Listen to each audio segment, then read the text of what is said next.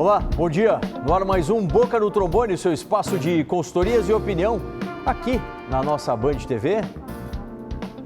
Muito obrigado para você que sempre aos domingos, junto do seu café da manhã, desfruta do nosso conhecimento jurídico nas áreas de previdência, nas áreas trabalhistas, nossos quadros especiais, a opinião dos nossos parceiros e, claro, que a gente abre e conta muito com a sua participação. Tá na tela aí o nosso WhatsApp, também o nosso endereço, nosso perfil nas redes sociais, o @programa Boca no Trombone, aí tem o Instagram, tem o Facebook, tem o YouTube, à sua disposição para você participar. Olha, nossos consultores previdenciário e trabalhistas já estão plugados, mas antes, vamos saber o que a gente tem de atrações no Boca desse domingo? Vamos lá? Informe sindical com a FETAPERX, trazendo a noção aí para os aposentados da situação atual da categoria. Também o Sindipetro RS atualizando as questões dos petroleiros. O Minuto Tributário com temas dos tributos. Casos de família enfrentando questões aí enviadas pela nossa audiência. E o Consumidor em Destaque, tratando de temas ligados à área do consumo. Boca no Trombone recheado de atrações na edição desse domingo. Então, vamos a eles, vamos aos nossos colegas, aos doutores que estão com a gente. Em nome do Pereira da Costa Advogado, está com a gente o doutor Marcelo do Pereira da Costa, na área previdenciária, e o doutor Pedro Marcon, nosso consultor trabalhista, em nome de Marcon Advogados Associados. Doutor Marcelo, muito bem-vindo mais uma vez ao Boca, bom dia. Bom dia, doutor Solano, bom dia, doutor Pedro, bom dia ao pessoal de casa, e é uma alegria estar aqui. Alegria é nossa. Doutor Pedro Marcon, nosso especialista em direito trabalhista, bem-vindo, bom dia. Bom dia, doutor Solano, bom dia, doutor Marcelo e a todos que nos assistem. É um prazer retornar ao programa e obrigado pelo espaço. A gente que agradece a disponibilidade dos doutores e vamos com as questões, A gente bota no ar, a audiência já responde, já encaminha dúvidas para a gente. A Marta, lá de Passo Fundo, 17 de contribuição, vai fazer 60 anos em maio. Quero saber se ainda precisa pagar o carnê do INSS e quando vai poder se aposentar. A dúvida da Marta, doutor Marcelo. Senhora Marta, a senhora vai se aposentar com 62 anos e já tem os 15 anos, que é o mínimo necessário. Mas é importante frisar que apenas o segurado facultativo pode optar em contribuir ou não. Quem exerce atividade remunerada, a contribuição é obrigatória. E tem que verificar também para evitar a perda da qualidade de segurado. Ou seja, se for facultativa a sua contribuição, não fique mais de 6 meses sem contribuir. E ainda, seria interessante fazer uma avaliação para verificarmos se essas contribuições vão fazer diferença e aumentar o valor da sua aposentadoria. Certo, obrigado, doutor Marcelo. A questão agora é do direito trabalhista, da Fernanda aqui da capital. O funcionário que vem dirigindo o carro da empresa, do cliente até a empresa, deve bater o ponto quando chega na empresa ou quando sai do cliente? É uma empresa prestadora de serviço. A dúvida da Fernanda, doutor Pedro. Bom dia, Fernanda. Bom, o tempo gasto pelo empregado para ele fazer uma visita num cliente, para ele fazer alguma entrega no cliente, esse tempo do cliente até a empresa é computado como jornada de trabalho. Então, lá no cartão ponto, tem que registrar o horário lá que foi visitar o cliente e não apenas o horário que chegou na empresa. E aqui a gente tem que fazer uma diferença e deixar bem claro. O tempo de deslocamento da casa do empregado para o trabalho e do retorno do trabalho para casa, esse tempo ele não é computado para fins de jornada de trabalho. Agora, o tempo de visitas a cliente, entregas, o tempo que o empregado está à disposição da empresa, mesmo exercendo essa atividade externa, esse sim é computado para o horário de trabalho. Tá certo, obrigado aos doutores que seguem aqui esperando a sua questão, a questão previdenciária e a questão trabalhista para a resolução deles pelo WhatsApp e pelas nossas redes sociais. Espaço de opinião, chega o primeiro, é o nosso informe sindical com o recado dos aposentados e da FETAPERX.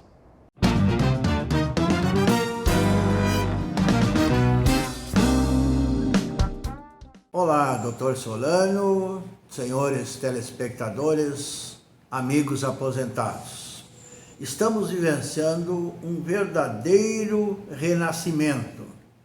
Sentimos isso quando, semana passada, após quase 3 anos, voltamos a nos encontrar, os presidentes de federações, numa bela reunião de confraternização, de troca de ideias, de planejamento, os presidentes de federações brasileiras reunidos em Santa Catarina. Isso renova as nossas esperanças, renova o nosso novo jeito de ser. E estamos aqui na federação muito movimentados, os nossos associados se articulando, nós também já estaremos com a programação para a próxima semana, um baile a ser realizado em julho, dia 22, inclusive quero convidá-los a participarem. E a semana que vem, quarta-feira, dia 4 de maio, uma Assembleia Geral de Prestação de Conta e de avaliação do nosso trabalho. É importante nos reunirmos e voltarmos para socializar as informações. Senhores aposentados, participe desse evento, porque nós estamos trazendo muitas novas ideias para serem discutidas. Um bom fim de semana e um abraço.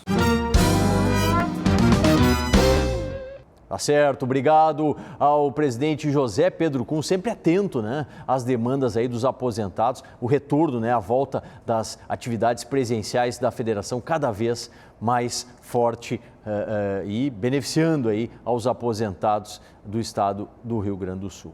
Mais consultoria, consultoria previdenciária. Hoje a gente recebe o doutor Marcelo do Pereira da Costa Advogados, o Marcos lá de Taquara.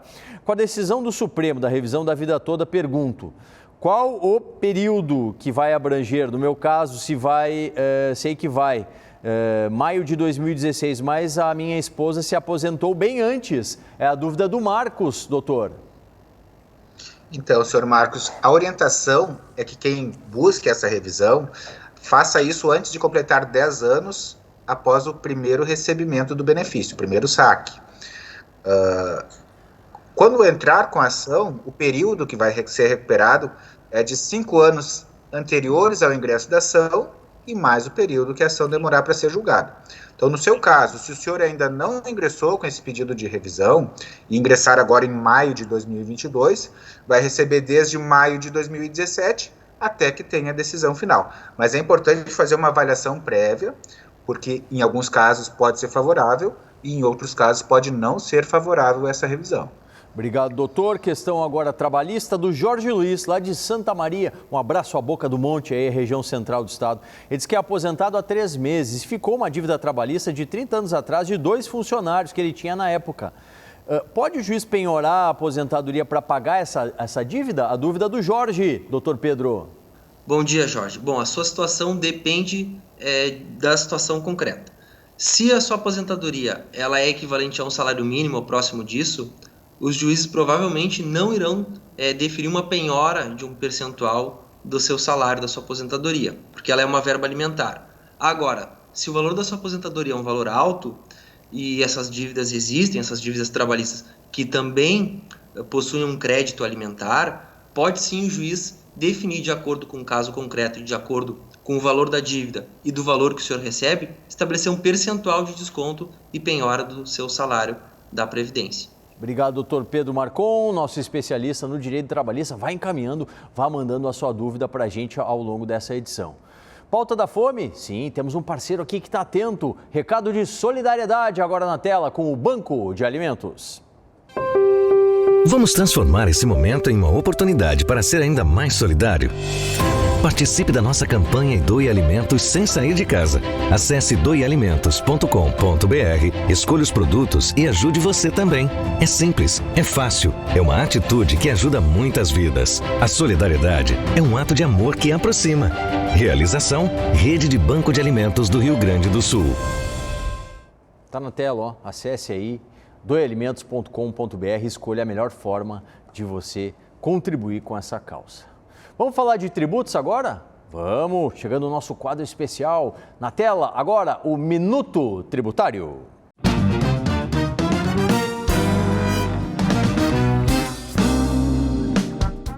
Bom dia, Paulo Solano. Notícias positivas para nós, contribuintes. Tivemos o decreto publicado agora em 14 de abril, confirmando a redução na alíquota do IPI em 25%. O IPI é aquele imposto que incide sobre os produtos industrializados, então está em quase tudo que adquirimos. Devemos então já vamos observar se isso vai acontecer realmente, a redução dos valores, dos valores finais que chegam a nós consumidores. O ministro Paulo Guedes já havia anunciado desde fevereiro essa redução, já havíamos também comentado sobre isso, mas agora ela se oficializa. Naquela oportunidade, o ministro reforçou preocupação com esse setor, que é responsável por arcar por altas cargas tributárias e sua preocupação em reindustrializar o nosso país. Dessa forma, ele favorece a economia, favorecendo também o aumento do consumo. Tudo começa a girar mais. A expectativa é de que haja sim redução de preços ao consumidor. Isso sim vai fazer a economia girar melhor. A redução para esse ano na arrecadação tributária do país, só para termos uma ideia do que importa do que é esse importante tributo, este ano 19,5 bilhões deixarão de entrar para os cofres da União. Em 2023, ano que vem, 20,9 bilhões deixarão de entrar nos cofres da União. Em 2024, 22,5 bilhões. Então, realmente é uma redução expressiva, E que o governo, então, abre mão de uma parte da arrecadação em prol de favorecer e fomentar a economia e a industrialização e o crescimento do nosso país. Muito bem-vinda essa medida e esperamos que, nesse sentido, tenhamos mais medidas favorecendo a iniciativa privada, favorecendo a livre iniciativa, e assim aumentando o crescimento do nosso país como um todo. Um grande abraço a todos, um ótimo domingo. Muito obrigado, doutora Luciana, nossa especialista, sempre trazendo informações atualizadíssimas, do ramo do campo dos tributos, no nosso Minuto Tributário. Mais consultoria, a nossa dupla hoje é o doutor Marcelo e o doutor Pedro, estão atuantes aí respondendo as dúvidas dos telespectadores. O Luiz Pereira, lá de Imbé, diz ele, já faz 15 anos que me aposentei, sempre paguei sobre o teto e hoje ganho 2 salários mínimos. Tenho direito a revisar? É a dúvida do Luiz, lá do Imbé. Doutor Marcelo. Essa dúvida é de muitas pessoas e tem um motivo. Atualmente o salário mínimo vem sendo reajustado com a inflação, mas por muitos anos o salário mínimo foi reajustado com a inflação e mais um percentual. E os benefícios previdenciários apenas pela inflação. Isso fazia com que houvesse essa defasagem que vai se acumulando com o tempo. Quanto a isso, não tenho que revisar. Porém, o senhor tendo contribuído por 15 anos sobre o teto, estar recebendo agora 2 salários de benefício, 2 salários mínimos, me parece que tem alguma coisa errada aí. Vale a pena fazer uma análise para termos certeza. Senhor Luiz, procure um advogado especializado em direito previdenciário, com suas carteiras de trabalho, carnês de contribuição, guias da Previdência, e faça uma análise aí de viabilidade dessa revisão. Obrigado, doutor Marcelo. A questão agora que chega é do direito trabalhista, da Silvia. Trabalho 4 horas por dia, não recebo salário mínimo. Isso está correto, doutor Pedro Marcon? Bom dia, Silvia. É possível, sim, o empregado receber menos que o salário mínimo porque ele não está cumprindo a jornada integral de 8 horas por dia e 44 horas semanais.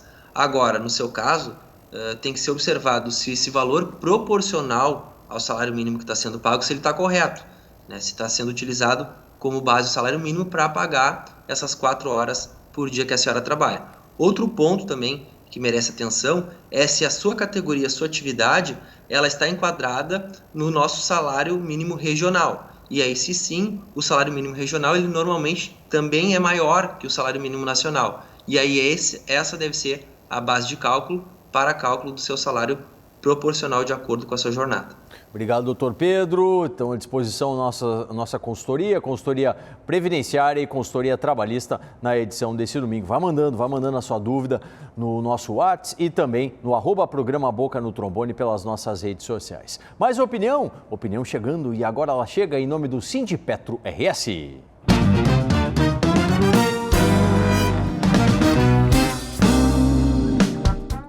Bom dia, doutor Solano. Bom dia, telespectadores. Inflação. A inflação no mês de abril é a maior em 29 anos e o acumulado em 12 meses já ultrapassa os 12%. Infelizmente, no mês de abril, a gasolina foi o item que mais contribuiu com essa alta. Essas constantes altas dos combustíveis se devem à política de preços praticadas pela Petrobras a mando do governo federal. Nessa política, os preços variam diretamente com o valor do dólar e do barril do petróleo. Nem sempre foi assim e não precisa continuar sendo. Essa política só favorece os setores privados que importam combustível e os acionistas da Petrobras, principalmente os estrangeiros. A população está pagando essa conta com essa inflação que está corroendo a renda dos trabalhadores brasileiros e que, para piorar, tem muita dificuldade de elevar os seus salários para compensar essas perdas. É preciso que a Petrobras volte a praticar uma política de preços que leve em conta os seus custos internos e que balize os seus reajustes para atender à necessidade da população. Afinal de contas, para o controle dessa empresa, o povo brasileiro é o maior acionista. Por isso, o Sindipetro-RS está com uma nova campanha, Mais Brás na Petrobras, para que a empresa volte a servir ao povo brasileiro com preços mais justos, com investimentos e geração de empregos, renda e tecnologia nesse país e que volte a tratar a sua força de trabalho própria e de terceirizados com respeito. Isto é abrasileirar a Petrobras. E esse desgoverno já demonstrou que não tem o menor interesse em trazer a Petrobras de volta ao povo brasileiro. Mais Brás na Petrobras. Um bom domingo a todos e todas e até a próxima oportunidade. Muito obrigado à presidenta Miriam Cabreira, também atualizando a questão aí para os petroleiros e para as petroleiras. Muito obrigado.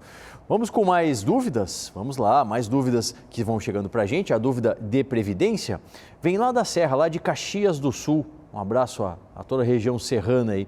O Carlos Gabriel da Rosa: me aposentei em fevereiro de 98 e continuo trabalhando e contribuindo até hoje. Alguma orientação? É a dúvida do Carlos de Caxias, doutor Marcelo.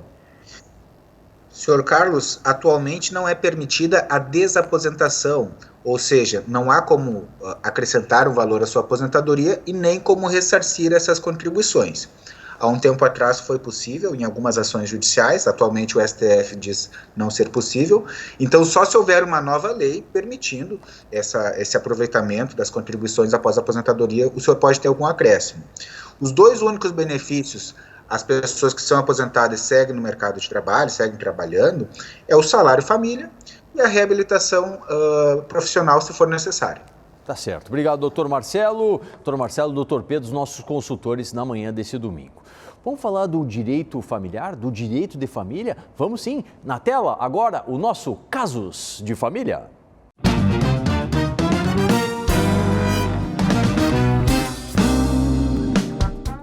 Bom dia, doutor Solano. Bom dia, telespectadores. Hoje eu vou responder uma dúvida enviada pelo senhor Hélio, que gostaria de saber se uma pessoa que tem uma união estável tem direitos na herança, nos bens. E a resposta, senhor Hélio, é que depende do regime de bens. As pessoas que têm união estável, ou como se diz popularmente, né, se juntam sem levar registro, ou elas fazem uma escritura pública. Quando elas fazem escritura pública, elas podem escolher o regime de bens, né, nesses casos, exceto quando uma pessoa do casal, pelo menos, tem idade igual ou superior a 70 anos. Então, o regime, obrigatoriamente, é o de separação obrigatória, de acordo com a lei, né? Nesse caso, o companheiro, a companheira, não vai herdar junto com os filhos, com os descendentes do companheiro.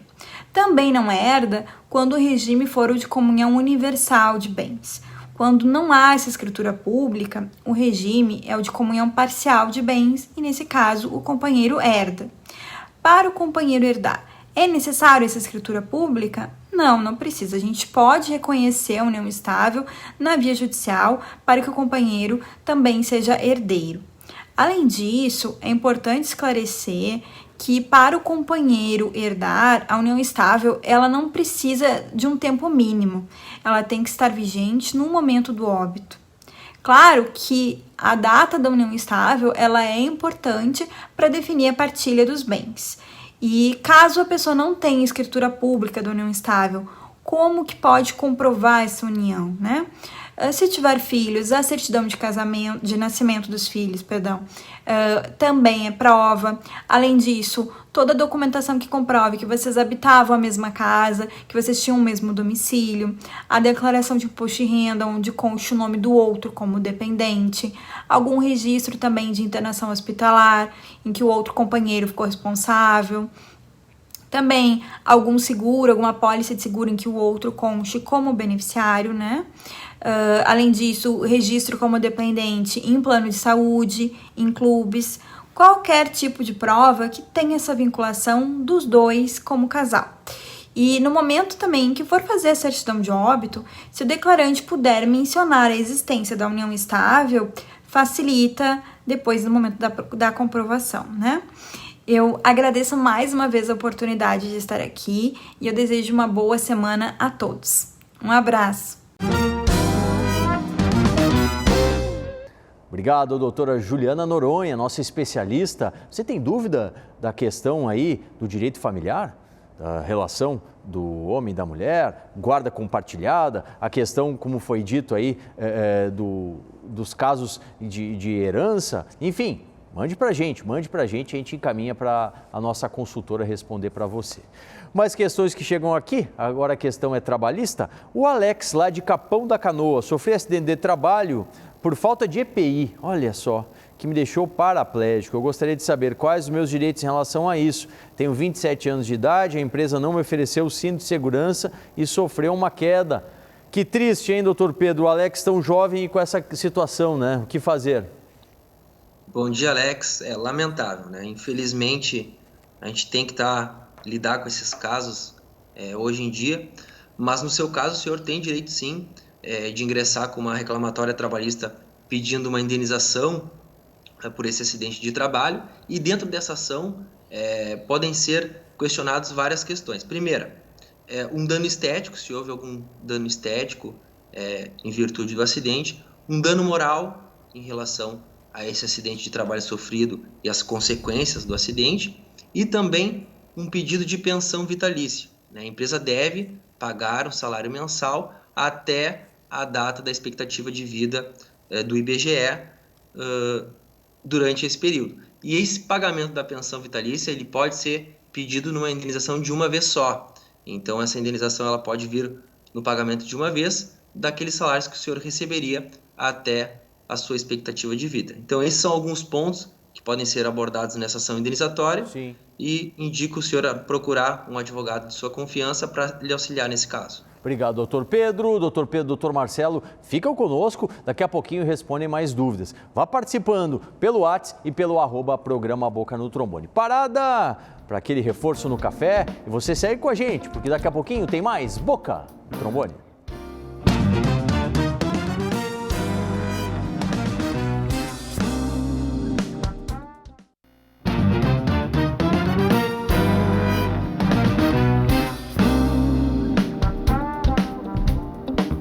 De volta com o Boca, o seu espaço de consultorias e opinião aqui na nossa Band TV. Vá participando, ainda dá tempo. Mande a sua dúvida no @programa Boca no Trombone e também pelo nosso WhatsApp que está à disposição para a sua participação. Mais dúvidas? A dúvida de previdência do Gabriel de Canoas. O que fazer para ver se minha mãe, que recebe pensão do meu pai, que é de mais ou menos R$ 1.700 atualmente, sendo que o meu pai se aposentou com 6 a 7 salários mínimos em 1984, os quais ele nunca chegou a receber. Ele ainda vive, entrou na justiça para atualizar a aposentadoria, mas até hoje nada, ele faleceu em 2010. A questão aqui do Gabriel, doutor Marcelo. Então, senhor Gabriel, existem algumas revisões que podem ser colocadas a qualquer tempo, podem ser solicitadas a qualquer tempo, mesmo após 10 anos. Por exemplo, uma aposentadoria concedida em 1984 teria aí revisão do artigo 58 do ADCT, a revisão do primeiro reajuste, entre outras possibilidades, tá? Procura um advogado especializado para fazer análise, se é possível enquadrar, e aí vai aumentar a aposentadoria que o seu pai deveria ter recebido e também a pensão que a sua mãe recebe atualmente. Se já há um processo judicial em andamento, então o senhor procure, marque uma reunião com o advogado que está cuidando, peça as orientações, informações do andamento e espero que tenha sucesso aí na sua demanda. Tá certo. A dúvida agora é trabalhista, da Simone Pereira. Gostaria de saber, se pedir demissão, quais meus direitos? A dúvida da Simone, doutor Pedro. Bom dia, Simone. Bom, o empregado que pede a demissão, na rescisão do contrato de trabalho, ele tem direito ao saldo de salário, ao aviso prévio, caso ele cumpra esse aviso prévio trabalhado, né? Se ele não cumprir o aviso prévio trabalhado, ele não terá direito de receber, além do 13º salário proporcional e das férias vencidas, se tiver férias vencidas, e das férias proporcionais com adicional de 1/3. Lembrando que quando pede demissão não tem direito a sacar os valores depositados no fundo de garantia e também não consegue encaminhar o seguro-desemprego. Então essa é a situação do empregado quando ele pede demissão da sua empresa. Agradeço muito ao doutor Pedro, ao doutor Marcelo, que abrilhantaram mais uma vez o Boca no Trombone desse domingo. Muito obrigado, gente. Até uma próxima. Valeu. Obrigado, até uma próxima. Até mais. Obrigado aos doutores. Direito do consumidor? Sim, temos na pauta. Chegando agora o nosso quadro, o Consumidor em Destaque.